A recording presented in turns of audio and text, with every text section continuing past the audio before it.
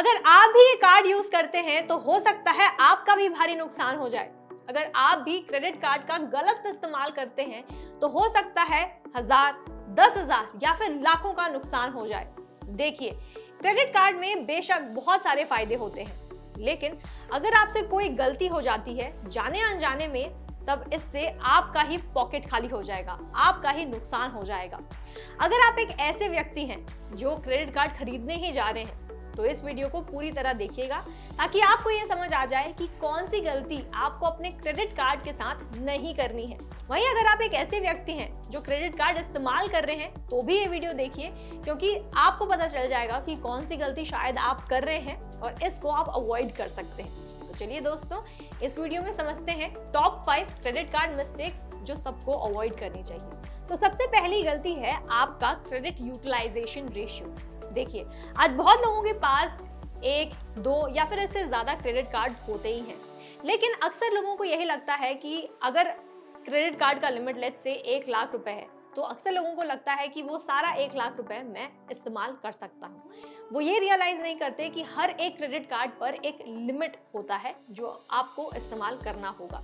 For example, अगर मेरे पास आज एक क्रेडिट कार्ड है तो और मान लेते हैं इस क्रेडिट कार्ड पे 1 लाख की लिमिट है, तो क्या मैं ये पूरा 1 लाख रुपए यूज कर सकती हूँ? जी बिल्कुल भी नहीं।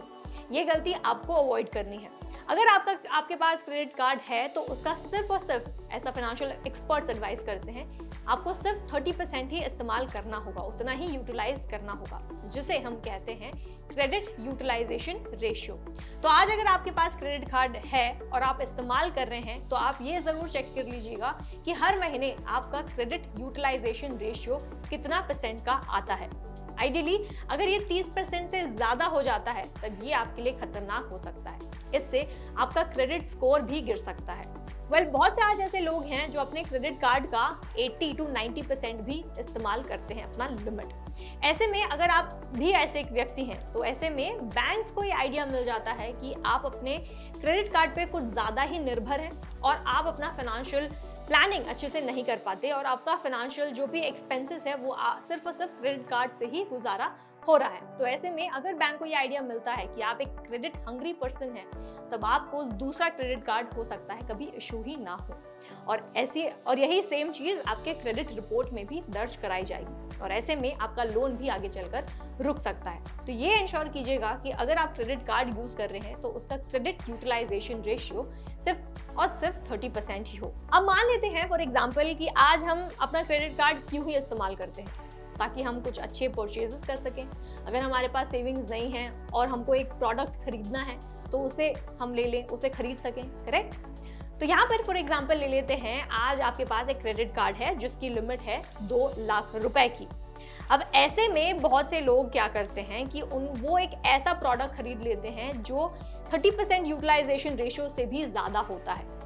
अब वही सेम एग्जांपल लेते हैं कि आपका क्रेडिट कार्ड है जिसका लिमिट है 2 लाख रुपए।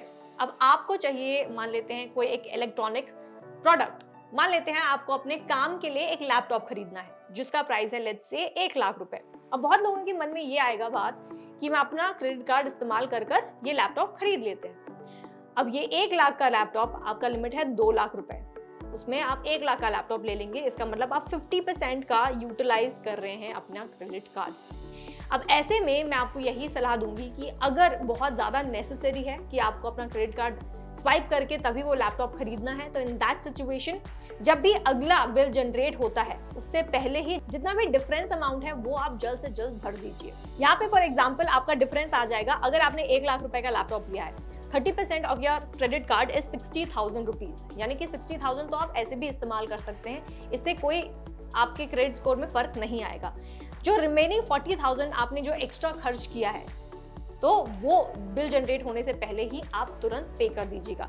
तो ऐसे में क्या होगा कि जैसे ही आपका बिल जनरेट होता है और वहां पे दिखता है कि 30% ही आपने यूज किया है, तब इससे आपका क्रेडिट स्कोर में कोई फर्क नहीं आएगा। तो ये सबसे पहला एडवाइस है आपके लिए। या फिर अगर आपको चाहिए, दूसरा ऑप्शन आपके पास ये है कि अगर आपको लैपटॉप चाहिए अपने क्रेडिट कार्ड का इस्तेमाल करके ही और आप देख रहे हैं कि आपने ओवर लिमिट यूज कर लिया है, तो इन दैट केस आप अपने बैंक को ये रिक्वेस्ट कर सकते हैं कि आपका क्रेडिट लिमिट बढ़ा दिया जाए। अब ऐसे में बैंक किन सिचुएशन में आपका क्रेडिट लिमिट बढ़ाएंगे? एक, अगर आपका हाईएस्ट सैलरी है तब मान लेते हैं कि अगर आपकी सैलरी हाइक हुई है या फिर कोई बोनस आया है तो ये इनकम प्रूफ आप उनको सबमिट कर सकते हैं ताकि वो आपका क्रेडिट लिमिट बढ़ा दे।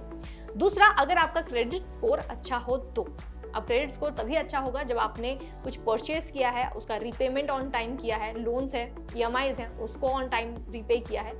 तो जैसे जैसे आपका क्रेडिट हिस्ट्री बढ़ जाता है, अच्छा हो जाता है, वैसे ही आपका क्रेडिट स्कोर बढ़ जाएगा।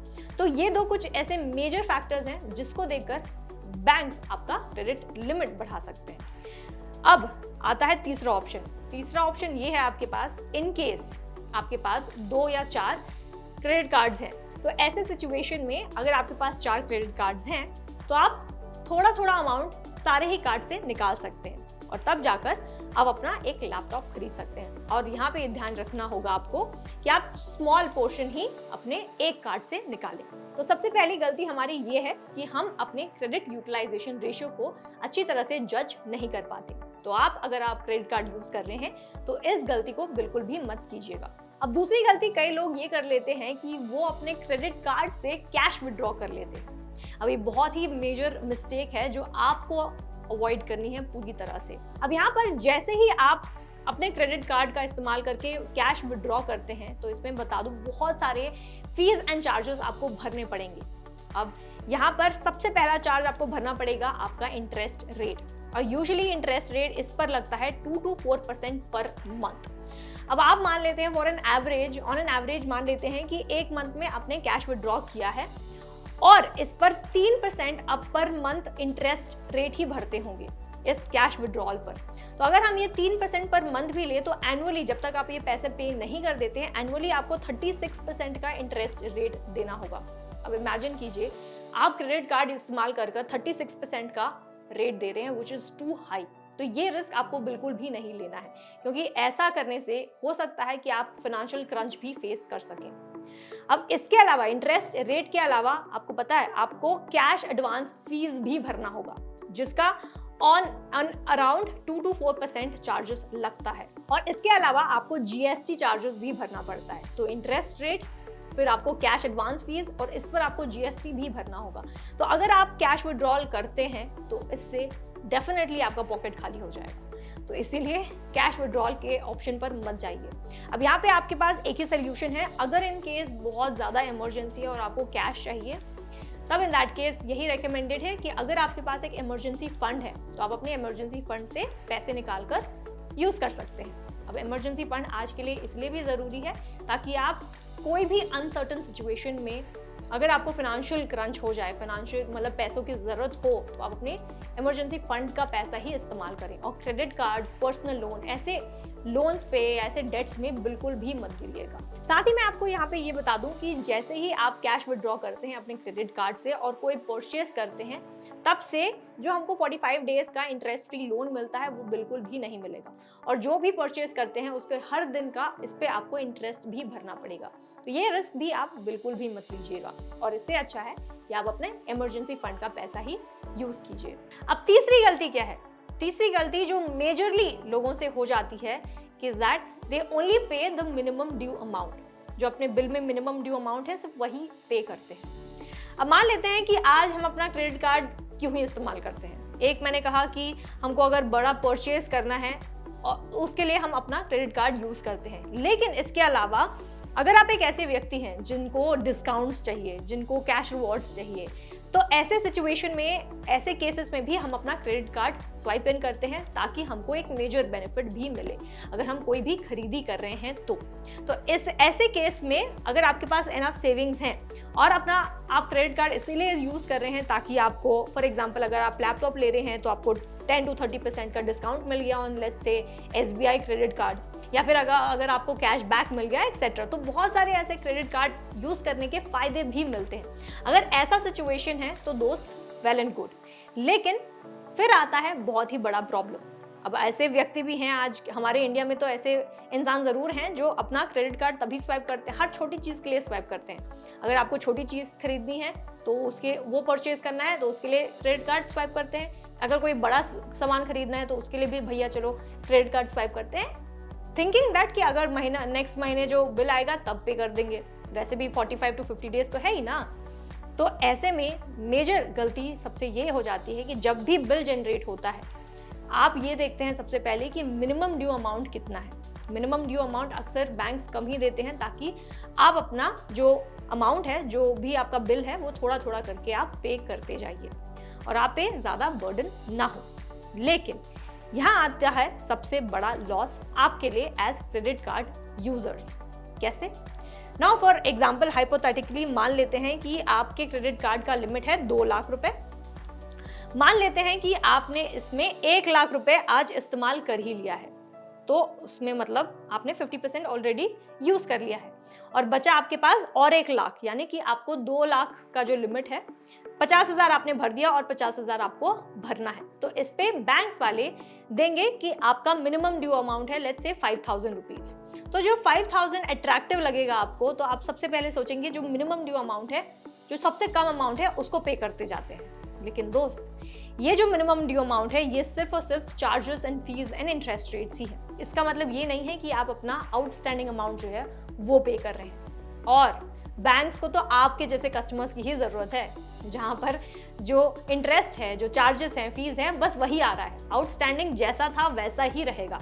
और अगर आप ये मिनिमम ड्यू पेमेंट करते जाते हैं तो आप जीवन भर ये मिनिमम ड्यू ही पे करते रहेंगे और जो आपका आउटस्टैंडिंग अमाउंट है वो वैसा ही रहेगा। यानी कि आप कितने लंबे समय तक ये लोन क्लियर ही करते जाएंगे, बट ये नेवर एंडिंग प्रोसेस है। तो इसीलिए जब भी आप अपना क्रेडिट कार्ड का बिल पे करते हैं, ऑलवेज मेक श्योर कि आप फुल पेमेंट करें। जो भी आउटस्टैंडिंग अमाउंट है, जितना भी आपने यूटिलाइज किया है, वो सारा का सारा आप ऑन टाइम पे कर दीजिए। अब यहाँ पर ऐसे लोग भी हैं जिनके पास लेट्स से पूरा आउटस्टैंडिंग अमाउंट, अगर 1 लाख का आउटस्टैंडिंग अमाउंट है, 1 लाख रुपए तो भैया नहीं है हमारे पास। तो इन दैट केस आप लोगों के लिए यही सजेस्टेबल होगा कि आप इसको EMI में कन्वर्ट कर लें। अब जैसे ही EMI में कन्वर्ट करते हैं तो आप आउटस्टैंडिंग अमाउंट और साथ ही जो भी इंटरेस्ट है आप दोनों ही साथ साथ पे कर रहे होंगे। तो इसलिए ऑलवेज इट इज एडवाइजेबल कि अगर आप फुल पेमेंट नहीं कर पाएंगे तो इसे EMI में कन्वर्ट कर लीजिएगा और never only focus on minimum due payment. अब आते हैं चौथी गलती पर। चौथी गलती ये है कि जब बहुत से ऐसे लोग हैं कि जिनके पास 3, 4, 5 बहुत सारे ऐसे क्रेडिट कार्ड्स होते हैं और फिर फाइनली उनको ये लगता है कि भाई मेरे पास बहुत ज़्यादा क्रेडिट कार्ड्स हो गए हैं, तो 1-2 क्रेडिट कार्ड्स हम बंद करवा देते हैं, उसको क्लोज करवा देते हैं। अब ऐसे में यही एडवाइजेबल है कि जब भी आप अपने क्रेडिट कार्ड को क्लोज करते हैं तो इससे आपका क्रेडिट स्कोर इफेक्ट हो सकता है। And generally it is not advisable कि आप अपने क्रेडिट कार्ड को बंद करवा दें, क्योंकि इससे आपका क्रेडिट हिस्ट्री इम्पैक्ट होता है। अनटिल एंड अनलेस आपको यही लगता है कि आपका क्रेडिट कार्ड इस्तेमाल नहीं हो रहा है और इस पे आप बहुत ज़्यादा एनुअल फीस भर रहे हैं या फिर एक्स्ट्रा चार्जेस भर रहे हैं और इसका सही इस्तेमाल या फिर सही रिवॉर्ड्स आपको इन रिटर्न नहीं मिल रहा है। अब यहाँ पर अक्सर फाइनेंशियल एडवाइजर्स यही बोलते हैं कि स्पेशली जो आपका ओल्ड जो फर्स्ट क्रेडिट कार्ड लिया हुआ है आपने, उसे क्लोज बिल्कुल भी मत कराइएगा, क्योंकि जैसे ही आप वो कराते हैं, जैसे ही अपने पुराने क्रेडिट कार्ड को क्लोज कराते हैं, जो एवरेज लोन एज होता है वो ड्रास्टिकली कम हो जाता है। अब यहाँ पर फॉर एग्जांपल मान लेते हैं कि आपने एक क्रेडिट कार्ड लिया है लेट्स से 5 साल पहले और आपके पास एक और क्रेडिट कार्ड है जो आपने सिर्फ 2 साल पहले ही लिया था। तो अगर हम 5 साल और 2 साल का एवरेज निकालें तो अब आपका क्रेडिट हिस्ट्री जो है वो 3.5 ईयर्स का हो गया है। अब अगर इन दैट केस, अब ऐसे सिचुएशन में अगर आप 5 साल वाला क्रेडिट कार्ड बंद करवा देते हैं और 2 साल वाला क्रेडिट कार्ड रखते हैं, तो इसमें आपको जो एवरेज लोन एज आता है ऑफ द क्रेडिट कार्ड वो ड्रास्टिकली नीचे चला जाएगा 2 साल तक। इसीलिए इट इज ऑलवेज एडवाइजेबल कि अगर इन केस आपको अपना क्रेडिट कार्ड बंद ही करवाना है, अगर आपके पास बहुत सारे क्रेडिट कार्ड्स हैं, बंद करवाना है, तो आप जो रीसेंट है, जो ज़्यादा इस्तेमाल नहीं किया हुआ है और जिस पे बहुत ही कम रिवॉर्ड्स मिल रहे हैं, उसे क्लोज कराइए। जो बहुत पुराना है उसको रखिए ताकि आपका जो क्रेडिट हिस्ट्री बनता आया है इतने सालों से, वो वैसे का वैसे ही हो और आपका जो क्रेडिट स्कोर है उस पर कोई फर्क ना आए।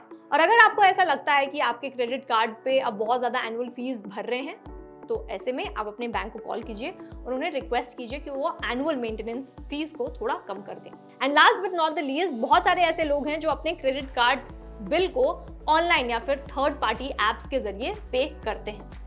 आजकल बहुत सारे ऐसे एप्स हैं जैसे जीपे है, फोन पे है, जिसका इस्तेमाल करके आप अपना क्रेडिट कार्ड का बिल पे कर सकते हैं। लेकिन अक्सर गलती ये हो जाती है कि आपके तरफ से आपने पेमेंट किया है, लेकिन most of the times due to some technical glitch हो सकता है कि जो थर्ड पार्टी ऐप से आपके बैंक का ट्रांसफ़र है वो नहीं होता है, वो फेल हो जाता है। तो ऐसे में अगर आपने ये क्रॉस चेक नहीं किया कि आपका थर्ड पार्टी ऐप आपके बैंक को ट्रांसफ़र किया है या नहीं, अगर ये क्रॉस चेक नहीं करते हैं तो ऐसे में आपका लेट पेमेंट डिक्लेयर हो जाएगा और आपको इस पर इंटरेस्ट और फीस भरना पड़ सकता है। तो इसलिए ऑलवेज इन केस अगर आप थर्ड पार्टी ऐप यूज़ कर रहे हैं तो ऑलवेज क्रॉस चेक कि क्या आपका पेमेंट सक्सेसफुल हुआ है या फिर नहीं हुआ है। साथ ही अगर आप एक ऐसे व्यक्ति हैं जिनको क्रेडिट कार्ड लेना है लेकिन आपका कोई क्रेडिट हिस्ट्री नहीं है, क्रेडिट स्कोर नहीं है और आपको नहीं मिल रहा है, तो इन दैट केस आपके पास एक टिप है आपके लिए एक बहुत ही अच्छा टिप है। वो ये कि स्पेशली अगर आप एक स्टूडेंट हैं, आप एक फार्मर हैं या फिर एक ऐसे व्यक्ति हैं जिनको क्रेडिट कार्ड नहीं मिल रहा है, तो इन दैट केस आप आराम से जो भी आपकी सेविंग्स है उसका एफडी करा लो और एफडी से आपका 80% तक जितना भी अमाउंट है, फॉर एग्जांपल आपने 1 लाख रुपए आज एफडी करा दिया है तो अगेंस्ट एफडी आप क्रेडिट कार्ड ले सकते हैं। तो 80% तक का लिमिट का आपको क्रेडिट कार्ड मिलेगा। तो आज अगर आप 1 लाख का एफडी कराते हैं तो इस पर आपको 80,000 रुपए का क्रेडिट लिमिट मिल सकता है। और तो और अच्छी बात तो ये है कि 2 साल बाद अगर आप ये एफडी आप तोड़ते हैं तो उसके बाद भी आप अपना क्रेडिट कार्ड इस्तेमाल कर सकते हैं जो आपने लिया है अगेंस्ट योर एफडी। तो ये एक आखिरी टिप थी वो सारे लोगों के लिए जिनको क्रेडिट कार्ड चाहिए लेकिन उन्हें मिल नहीं रहा है। तो इस वीडियो में दोस्तों इतना ही। उम्मीद करती हूँ कि आपको ध्यान से समझ आ गया होगा कि कौन सी ऐसी गलतियां हैं आपको जो अवॉइड करनी है, specially when you are using your credit card. साथ ही अगर आपको अपना क्रेडिट स्कोर बढ़ाना है तो अभी मैं आपको रेकमेंड करूंगी कि आप जल्द ही डाउनलोड करें फ्रीडम ऐप और देखें हमारा course on how to increase your credit score. और साथ ही अगर ये वीडियो आपको अच्छी लगी है तो इसे लाइक और शेयर करना बिल्कुल भी मत भूलिएगा। Thank you for watching freedom.